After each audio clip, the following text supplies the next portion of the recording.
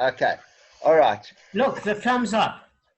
The plank. Okay. All right. So there's this issue of the damager and the damaged party paying half, each paying a part. Okay. Yeah. That's the principle that we started with. Yeah. All right. So my understanding always was that, and the easiest explanation to everything was that, in the case of Karen, not Shane and Regal, because there's always full compensation.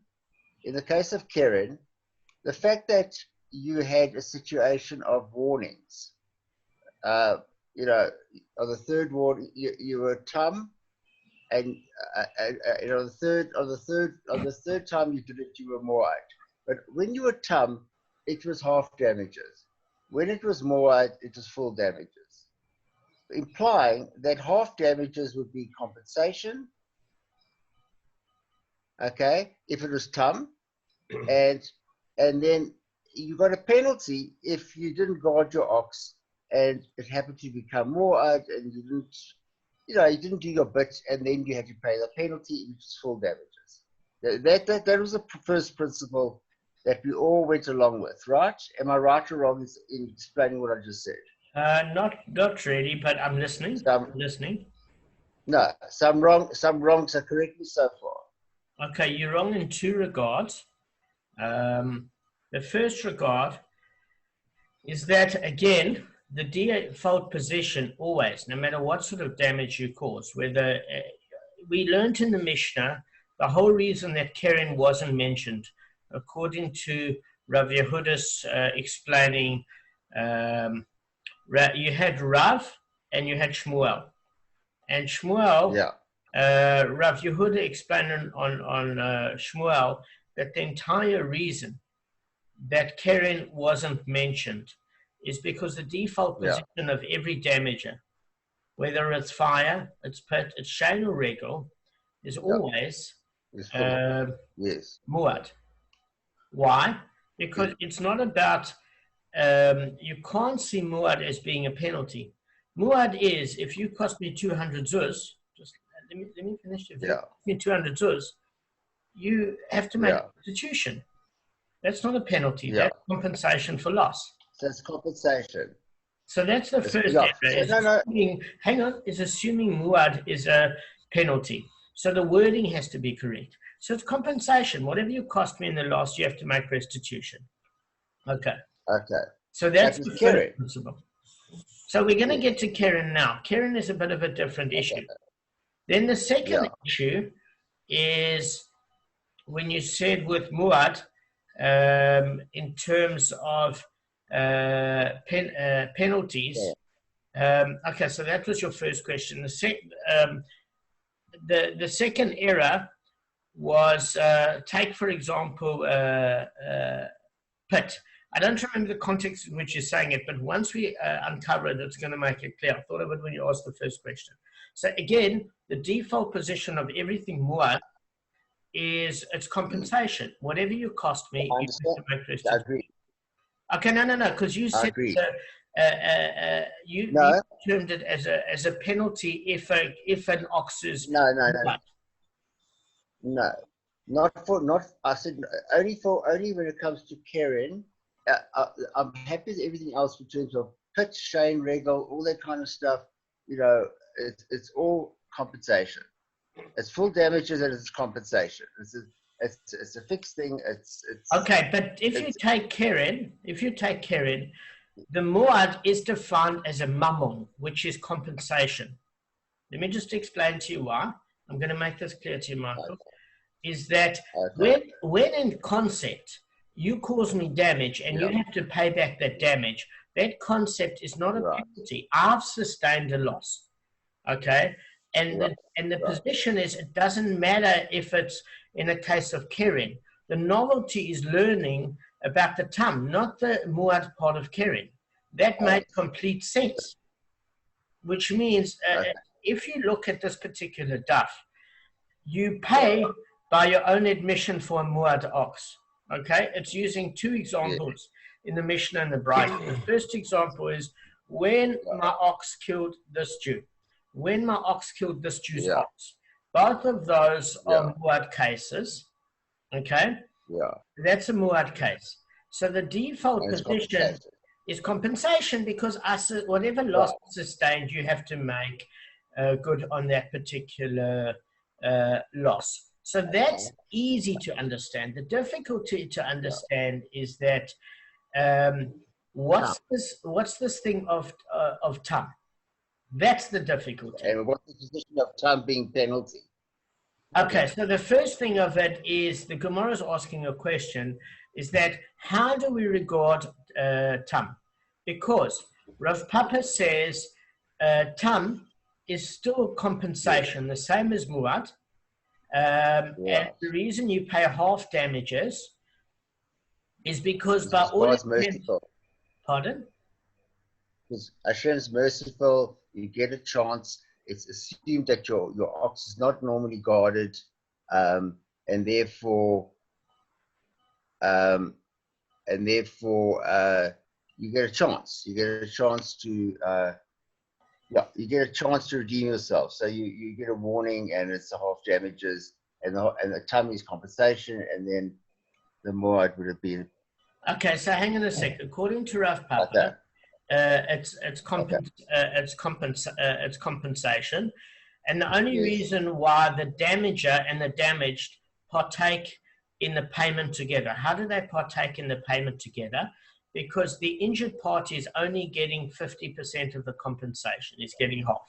So therefore, it can be determined that the injured party is also paying. He's losing out on 50% of what's due to him. He's giving up. He's giving up. Giving up. And the reason being is that the animal is tame. Let's not discuss the concept of a guarded and non-guarded state, because that's what's adding to the conflict. Just let's take that out of it for this group. Okay?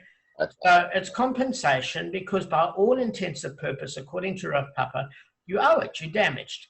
And therefore, because this person's ox generally has a nature of being tame, only half compensation is rewarded and the injured party takes the hit of half. So that's easy to understand when you view it as compensation. When you view it as a penalty, it's much more difficult to understand. I'll tell you why. Okay. And the reason why it's difficult to understand is that as far as a penalty is concerned, we do it in order to club the owner of the ox that he needs to be far more vigilant. Okay? Much more vigilant. Regardless if it's the first time. If it's the first time, he gets clubbed. So it's like almost considered a penalty. Yeah. No, it is a penalty. It's not almost. It's absolutely. It's a knas. And he pays full damage. And he pays full damages. No, he doesn't. Just Michael, give me a bit of a chance. Okay, so what I'm saying is as follows: is that we clap him because even according to Rabbi Tarfon, if this ox causes somebody's death, you know, if you were watching your ox, although you're not responsible for full payment, you still have, just like you'd pay half damages for a penalty, according to Rav Huna ben Yeshua, Rav Glili, who's the author of the Tana, said for the kofir, if it killed another Jew, you still pay half kofir, because if you weren't negligent in any way, it wouldn't have caused a loss of life. Whereas the rabbi says his kofir is only with a muad ox, and the reason is that you were warned many times. This was more than 3 times. You are responsible in Shemaim for the loss of that person's life, because you should have known better. You know this ox is dangerous. So they don't believe that you can be held morally, conscientiously responsible for that person's death, and therefore you don't even pay half the kofir. Okay? But why do we view it as a penalty? We view it as a penalty because it's a deterrent. Just like for litter, Rabbi Cohen used the example of litter, that sometimes the penalty far supersedes the damage. Again, you can pick up litter or clean the wall from the spray paint. But if you get clapped heavy, you will never assume your ox is in an unguarded state and always be super vigilant. You're not going to wait to get the warnings. It's there to deter you from damage. Now, generally the penalty always goes to the government. Always a penalty, whether it's a tax penalty, traffic fines. The chidush here is that it goes to the injured party. Okay. And because it goes to the injured party as a kindness, is that it's a windfall for the injured party. I mean, on a psychological level, the injured party still feels hard done by because he got damaged. But in other words, if it's something completely out the blue, where we're saying this animal is tame, and this animal just had a random act of aggression, or it's equivalent of something falling off your bakkie and clapping another car, you know? In other words, it was tied down properly, there was a freak storm or whatever the case may be. So this person is now, instead of the government or the base din getting the money, this person got a windfall of money they never would have gotten. Okay. So then... Although they're still into damages. Although they're still... No. They are still into damages, but it's not the fault of this individual at all. It was a freak random occurrence. In other words, maybe the kid was taunting the ox and the ox knocked the fence, or a horse kicked back, or whatever. But it's difficult to... Why are you having a problem with this, which I understand, Michael, is on the one hand, you feel resentment because you're losing 50%. And if it wasn't for that person's ox, you never would have sustained any loss whatsoever. So you hardly psychologically see it as a windfall because you're still out 50%. Yeah. Does that make sense? So I get it psychologically. But it's a windfall because the base din could have kept the money in order just to... So the Jewish law system is quite merciful and said, well, if it's going to go to somewhere, let it not go to the government, let it go to the person that actually was the recipient of this accident. You can see this is not the ANC government. Okay, so that's... No, let me finish. So now that it's gone to the injured party, it's money he wasn't legally entitled to. That's the point. And since he wasn't legally entitled to, how do you determine the verse that says the injured party contributes to the damage? The damager and the damaged pay. So we're saying, but we don't understand. Since it was a 50% windfall, the penalty was a windfall that shouldn't have necessarily come to the injured party, but could have gone to the government because legally he wasn't entitled to that money. How do we say he's paying? We understand in the case of compensation because he's losing 50% of what he should have been compensated for. In this case, it was a penalty that landed in his lap, and legally he had no case. So we're saying, in what way did he in fact pay? Actually contribute to the injury. And how he contributed to the injury is that he's still left with a dead carcass. So the depreciation of that carcass is going to start to cost him money at this point. So in that way, he can see as being able to contribute to his loss because he absorbs the cost, not the injurer, not the damager. Does that make sense? Right. So why do we need a case of... And this is the case of... This is considered... We're still talking about Rav Huna now, the penalty story. This is the scenario. Yes. So we're saying it fits well according to Rav Papa, who said it's compensation. Because again, if I'm owed 200 zuz and you're paying me a half compensation of 100 zuz, I'm losing 50%. So in that way, the injured party is contributing to the damage also, the loss. So if we say, according to Rav Huna, your son of Yeshua, we're saying if you got a penalty payment that came to you where legally you didn't have a case, whether you feel ethically hard done by or not, whatever, legally you weren't entitled to it. You only gained something. You never lost anything. So in what way is the injured party contributed to the payment? And we're saying he contributed to the payment by the fact that the depreciation of the carcass, because he's still left with a dead ox, is for his account. So you better go and sort it out because that carcass is rotting by the day. Okay? Right. Fine. Do you understand it so far? Yes, I do. I suppose I've always had this fixed principle in my mind about half damages, being sort of not as complete as full damages, and therefore full damages would be considered a penalty because it's extra. You know what I mean? in terms of compensate, in terms of person being paid back. Okay, I get it. And I I've don't want to taken that confuse thinking everybody. away now. Yeah. I've taken that thinking away now, and I'm thinking that I'm understanding according to the way you're explaining it. Okay. Okay, because listen, when you get fully back what you were damaged, that's compensation. That's mammon. Yeah. That's it. You damaged me for 200, I'm getting 200 back. It's compensation. Clear with Muad. So fine. So we're saying that, so why did we need this case? Because we said that we learned it in 4a, that if a pit, since a pit is Muad and it's an obstruction and it's prone to damage from inception, and the person's ox fell in it, and the depreciation of the carcass is for the injured party. We learned this in the case of Muad. So we're saying, why are we learning it again? We learned it. So we're saying, no, we're learning it here in the case of a tam. Why? Because you would have thought, shame, it was the first time. So you would have thought, okay, listen, this is where I need you guys just to hear me, is that with the case of Muad, you would have thought the reason that the injured party pays for the depreciation of the carcass is because the person has made full restitution already for the damage of the dead ox at the position at which it died. You don't have to get petty now and start saying, well, there's depreciation of the carcass, etc., etc.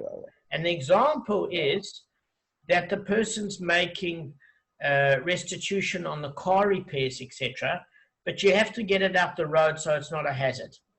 And some insurance companies will do an assessment and say, listen, here we'll fix up the car and you covered for that, because but in terms of the moving the car up the road because it was considered a hazard, we're not going to pay for that sort of cost. So we're saying here, listen, the Muad person has already suffered enough. Why? Because he's paid. The person fell in his pit. Not the person, sorry, the animal fell in his pit.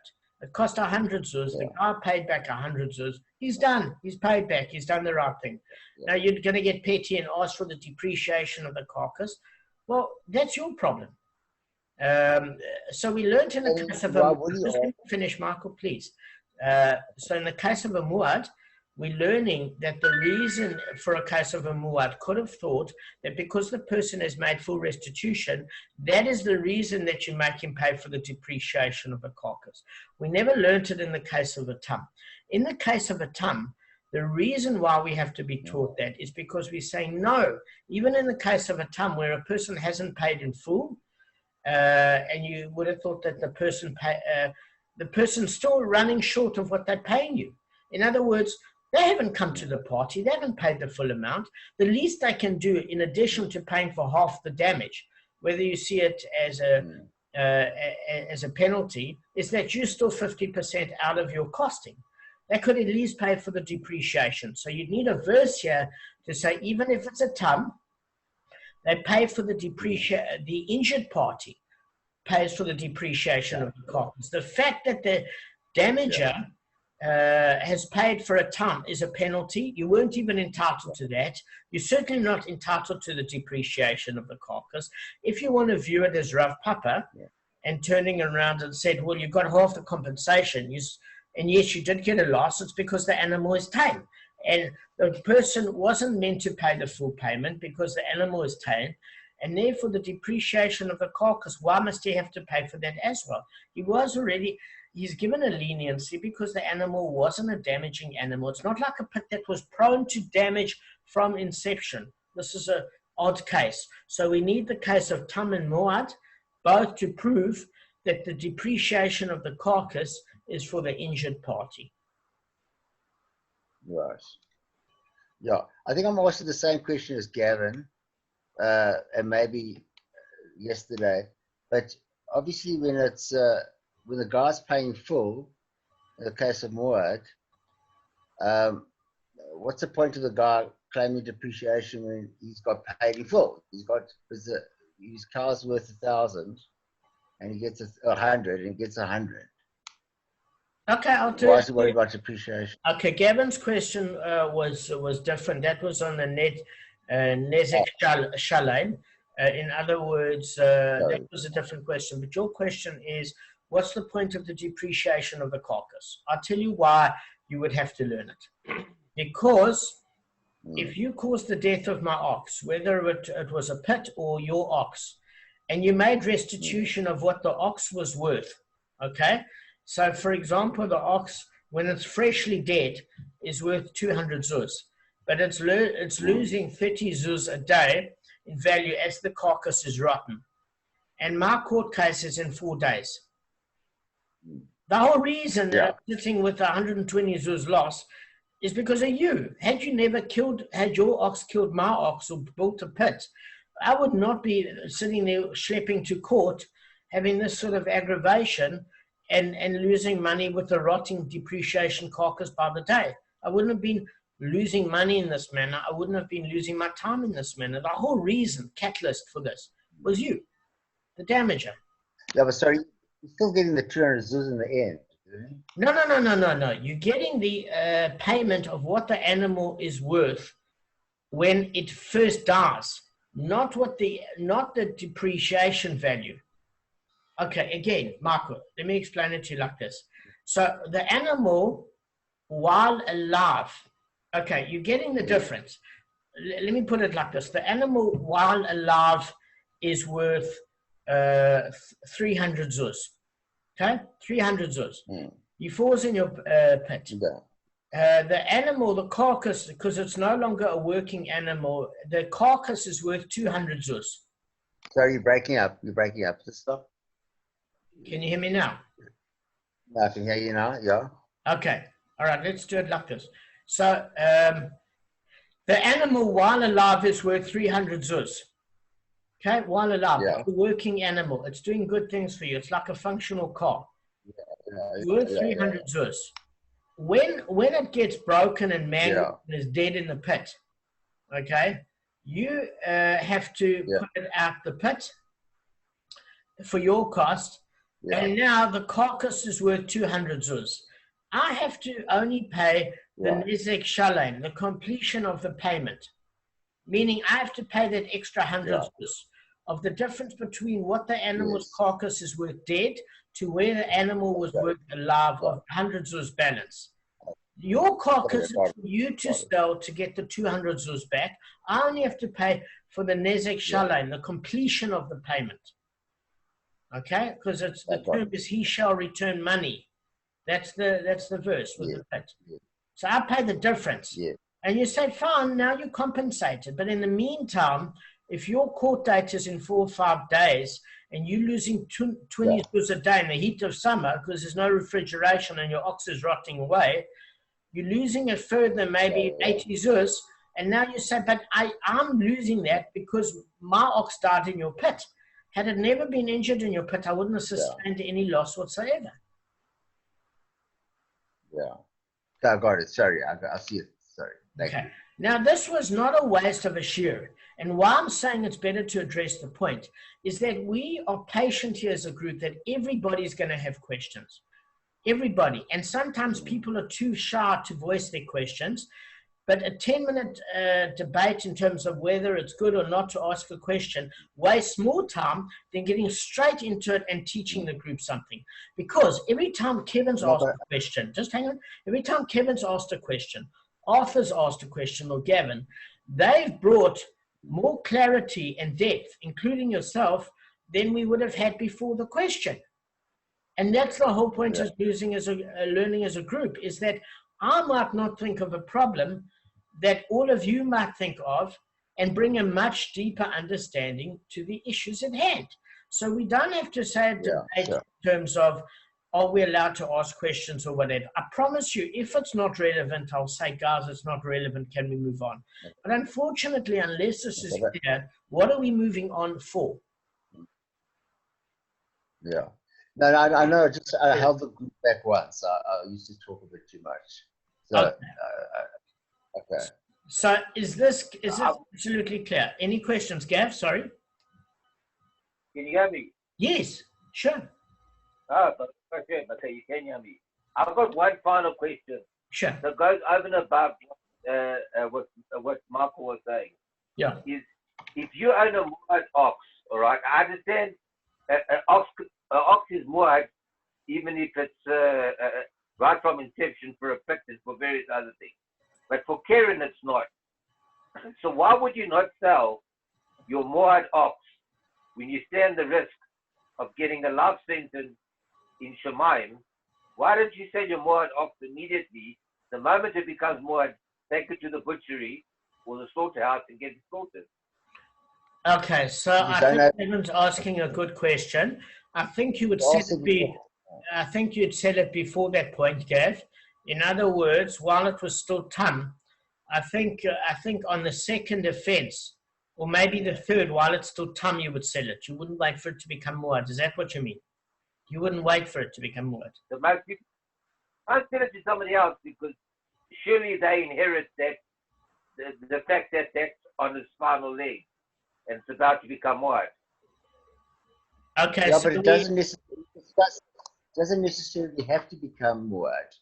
Remember we said it's otherwise why would there be warnings? Why would Hashem give these warnings? It doesn't mean that it's definitely going to happen the third time.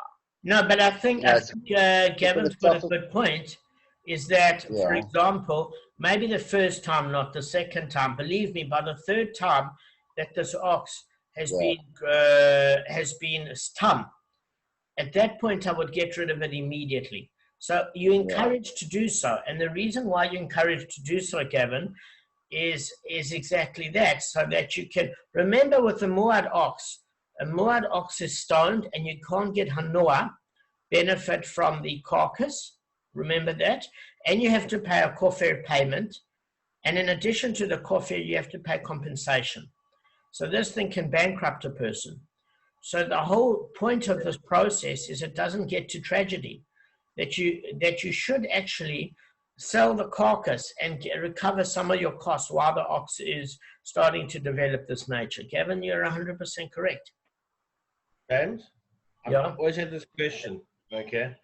When your ox is tam, let's say it's done, it's gored for a second time or whatever, and you sell it, does the new owner start from 1 or does he start from 2? I think that's an excellent question. So I would think, and it's just my logic here, that it can't start from 1. Because what the Beis Din would probably have to do is avoid deaths and drama. So I think what would happen there is the ox would get some sort of branding or marking. Like, in other words, offense 1, offense 2. And on the offense, no, seriously, it would have to have some sort of insignia, and then it would have to be in the almost like when you buy a logbook for a car, that this is a verstunkene car. Like you have a logbook and say this ox is a sociopathic ox, and you're getting it on a discount. But please note, it's either lazy animals you're getting it on a discount, or it's crazy. So there'd have to be like almost like, what do you call it, a log history when you buy an animal. I'm sure there'd have to be That's the owner for my cow. No, I'm saying I'm sure there would have to be a way to have a permanent marking, so that when you would buy it if it's got permanent marking, because you don't know when you go to sell a car, you don't tell the guy this is what's happening. The guy find it after he's driven it. So I think probably sell it to the non-Jewish market and then let the chips fall where they may. Havoc, mayhem, disaster, but you'll get money for the ox. I won't know what the 3 branding marks are. They think it's like a tattoo. They won't know. But I don't know. You sell it in Saudi Arabia, and then there'd be a bit of travesty, but you get your money for the ox. I don't know what would happen, but you couldn't sell it on the Jewish population. That's for sure. They'd be looking for these features. I mean, when you go and buy a second-hand car, every time you see a scratch, you take off 1,000 rand. What do you think? When people in those days didn't buy an ox, they'd try and look for ways to get a discount. They'd fill the ox up from left to right. If they found any sort of burn mark, or any sort of branding, they'd know that this is ox is habitual. And I think you would have to state, because this is one thing that I think is that if the ox created damage, and the person would say it's tame. I think when it created the first case of damage, it would be logged at the base din. They'd brand the ox, this is just my thought, and there would be obviously an objective log. So if there was a case on the second hand, that the person could come back and say, listen, this ox that I bought, do you have a history of the ox? You know, there's almost what you call a buyer's due diligence to check these things. Otherwise, he'd be responsible for heavy payments. So it's in the buyer's interest not to be landed with heavy costs of financial restitution. And therefore, he checked the history. And if you sold it under false pretenses and you were warned by the base din, I'm sure I'm sure these things were logged. It had to have been. Okay, I was just curious. I mean, what happened? I mean, we're always telling about selling it. I understand when it's shechted, that's no problem, because then you don't have to worry about the box. But if you sell it when it's alive, yeah, and that's what I was talking about. You know, yeah. So, any other questions? I mean, this is a question share, and then we're done. Thank you. Thank you very any much. questions? No. I think, Richard, your question was good, eh? It was a recap for all of us, but it was very good. It covered it nicely.